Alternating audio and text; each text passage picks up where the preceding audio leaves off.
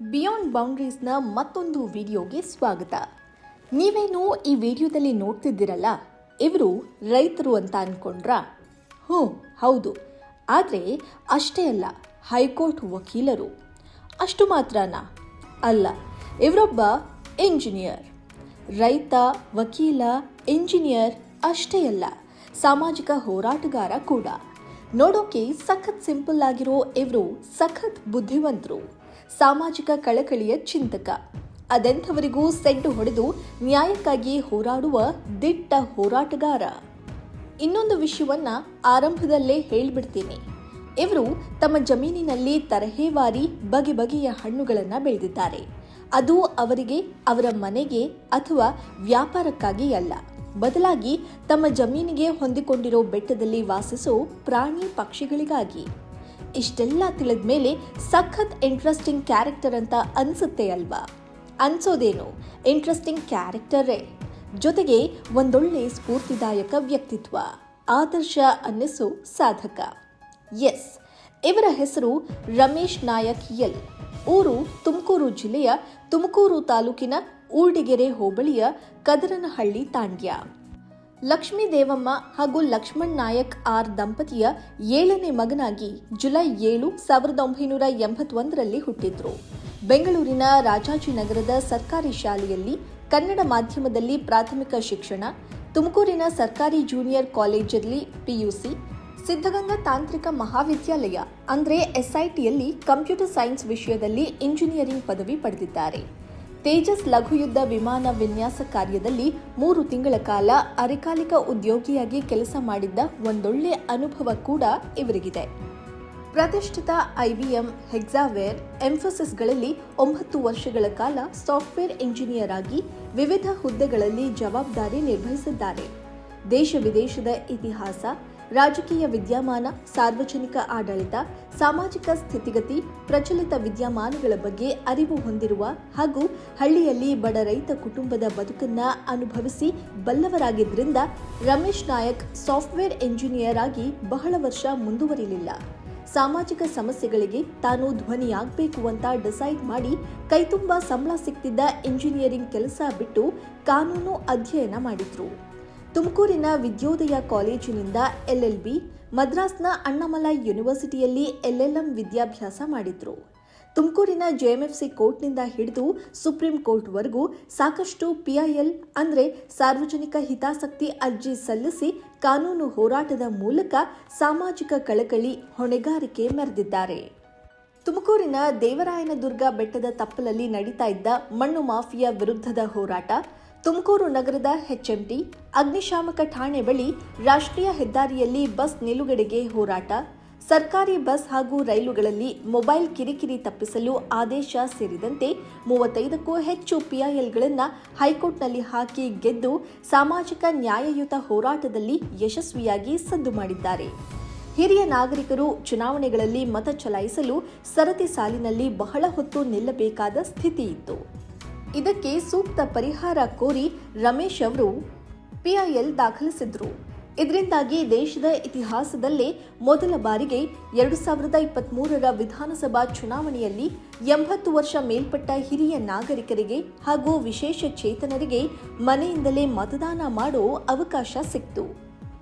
ತುಮಕೂರು ಮಹಾನಗರ ಪಾಲಿಕೆ ವ್ಯಾಪ್ತಿಯಲ್ಲಿ ರಸ್ತೆ ಗುಂಡಿಗಳ ವಿರುದ್ಧ ಕಾನೂನು ಹೋರಾಟ, 2019ರಲ್ಲಿ ಲೋಕಸಭಾ ಚುನಾವಣಾ ಟೈಮ್ನಲ್ಲಿ ಪ್ರಧಾನಿ ನರೇಂದ್ರ ಮೋದಿ ಜೀವನಾಧಾರಿತ ಸಿನಿಮಾ PM ನರೇಂದ್ರ ಮೋದಿ ಬಿಡುಗಡೆ ತಡೆ ಕೋರಿ ಅರ್ಜಿ, ಹೀಗೆ 10 ಹೋರಾಟಗಳು ಸದ್ದು ಮಾಡಿವೆ, ನ್ಯಾಯ ಸಿಕ್ಕಿವೆ. ಕೃಷಿ ಕಾಯ್ದೆ ವಿರುದ್ಧ ದೇಶಾದ್ಯಂತ ಪ್ರತಿಭಟನೆಗಳು ನಡೀತಾ ಇದ್ದಾಗ ರೈತರನ್ನ ಭಯೋತ್ಪಾದಕರು ಅಂತ ಟ್ವೀಟ್ ಮಾಡಿದ್ದ ನಟಿ ಕಂಗನಾ ರಣಾವತ್ ರೈತ ವಿರೋಧಿ ಹೇಳಿಕೆ ವಿರುದ್ಧ ಕ್ರಿಮಿನಲ್ ಕೇಸ್ ದಾಖಲಿಸಿದ್ದು ಇದೇ ರಮೇಶ್ ನಾಯಕ್ ಎಲ್. ಹೀಗೆ ಒಂದೇ ಎರಡೇ, ಮೊದಲೇ ಹೇಳಿದಂತೆ 35ಕ್ಕೂ ಹೆಚ್ಚು PILಗಳ ಮೂಲಕ ರಮೇಶ್ ನಾಯಕ್ ವಕೀಲರಾಗಿ ಸಾಮಾಜಿಕ ಕಳಕಳಿ, ಹೊಣೆಗಾರಿಕೆ ತೋರಿಸಿ ಮಾದರಿ ಎನಿಸಿದ್ದಾರೆ. ಬಿಡುವಿಲ್ಲದ ವಕೀಲ ವೃತ್ತಿ ನಡುವೆ ಕೃಷಿ ಕಾಯಕ ಮಾತ್ರ ತಪ್ಪಲ್ಲ. ಕದರನಹಳ್ಳಿ ತಾಂಡ್ಯದ ಹಳ್ಳಿ ಮನೆಗೆ ವಾರದಲ್ಲಿ ಕನಿಷ್ಠ 3 ದಿನ ಅಂತೂ ಮಿಸ್ ಆಗಲ್ಲ. ಮನೆಯ ಹಿಂಭಾಗ ರಾಮದೇವರ ಬೆಟ್ಟಕ್ಕೆ ಹೊಂದಿಕೊಂಡಿರುವಂತೆ ಇರುವ ಜಮೀನಿನಲ್ಲಿ ಚಿಕ್ಕು, ಹಲಸು, ಮಾವು, ನೇರಳೆ, ಅಂಜೂರ, ಬೆಣ್ಣೆಹಣ್ಣು ಸೇರಿದಂತೆ ಅನೇಕ ಹಣ್ಣುಗಳನ್ನು ಬೆಳೆದಿದ್ದಾರೆ. ತೋಟಕ್ಕೆ ಸ್ನೇಹಿತರು ಯಾರಾದರೂ ಬಂದರೆ ಕಿತ್ತು ಕೊಡ್ತಾರಷ್ಟೇ. ಮನೆಗೆ ಕೀಳೋದು, ಮಾರಾಟ ಮಾಡೋದು ಮಾಡಲ್ಲ. ಗಿಡ ನೆಟ್ಟು ಪೋಷಿಸಿ ಹಣ್ಣುಗಳನ್ನು ಪ್ರಾಣಿ ಪಕ್ಷಿಗಳಿಗೆ ಮೀಸಲಿಟ್ಟು ಬಿಟ್ಟಿದ್ದಾರೆ. ಇವೆಲ್ಲ ಅವುಗಳ ಹಕ್ಕು ಅಂತಾರೆ. ರಮೇಶ್ ನಾಯಕ್ ಏನ್ ಹೇಳ್ತಾರೆ ನೀವೇ ಕೇಳಿ. ಈಗ ನೋಡಿ, ನಮ್ದೆಲ್ಲ ಗುಡ್ಡಗಾಡು ಪ್ರದೇಶ. ಈಗ ಮುಖ್ಯವಾಗಿ ದೇವರಾಯನದುರ್ಗದ ರೇಂಜ್, ಈ ಕಡೆಯಿಂದ ತುಮಕೂರು ಸಿಟಿಯಿಂದ ಬರೀ 6 ಕಿಲೋಮೀಟರ್ ರಾಮದೇವರ ಬೆಟ್ಟದ ರೇಂಜ್, ಅದ್ರ ಸಬ್ ರೇಂಜ್ ಇದು ನರಿಕಲ್ ಬೆಟ್ಟ. ಇದರಲ್ಲಿ ನೋಡಿ 2 ಎಕರೆ 2.5 ಎಕರೆ ಮಾತ್ರ ನಮ್ದು ಜಮೀನ್ ಇದೆ. ಇಲ್ಲಿ ಬರೇ ಪ್ರಾಣಿ ಪಕ್ಷಿಗಳು, ಬೆಟ್ಟ ಗುಡ್ಡ ಎಲ್ಲ ತುಂಬಾ ಇರೋದ್ರಿಂದ ಪಾಪ ಅವುಗಳಿಗೆ ನೀರಿನ ಸಮಸ್ಯೆಗಳಿದೆ.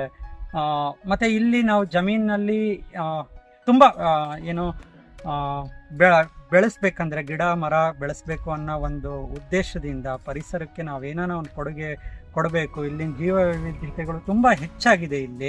ಹಾಗಾಗಿ ನಾನು ಏನು ಮಾಡಿದೆ, 2 ಎಕರೆ ಬರೇ ಒಂದು ಬರಡು ಭೂಮಿ ಇತ್ತು. ಬೆಟ್ಟದ ಬುಡ ನೋಡಿ, ನರಿಕಲ್ ಬೆಟ್ಟದ ಬುಡ ಬರಡು ಭೂಮಿ ಇತ್ತು, ಬರೇ ಕಲ್ಲು ಬಂಡೆ. ಇದು 10 ವರ್ಷದ ಕೆಳಗಡೆ ನಾನು ನನ್ನ ತಾಯಿ ಸಹಕಾರದಿಂದ ನಾವು ಇದನ್ನು ಶುರು ಮಾಡಿದ್ವಿ. ಒಂದೇ ಒಂದು ಬೋರ್ ಇದೆ, 2.5 ಇಂಚು ನೀರು ಬರುತ್ತೆ ಅಷ್ಟೇ. ಅದರಲ್ಲಿ ನಾವು ಹೆಬ್ಬೇವು ಬೆಳೆದಿದ್ದೀನಿ. ಒಂದು 150 ಗಿಡ ಹೆಬ್ಬೇವಿದೆ, ಅಂಜೂರ ಇದೆ, ಬಟರ್ ಫ್ರೂಟ್ ಇದೆ, ನೇರಳೆ ಇದೆ, ಸಪೋಟ ಹಾಕಿದ್ದೀವಿ. 10 ವರ್ಷದಿಂದ ಶುರು ಮಾಡಿರೋದು. ಇವಾಗ ಎಲ್ಲ ಫಲ ಕೊಡೋ ಅಂತ ಒಂದು ಮಟ್ಟದಲ್ಲಿ ಬಂದಿದೆ.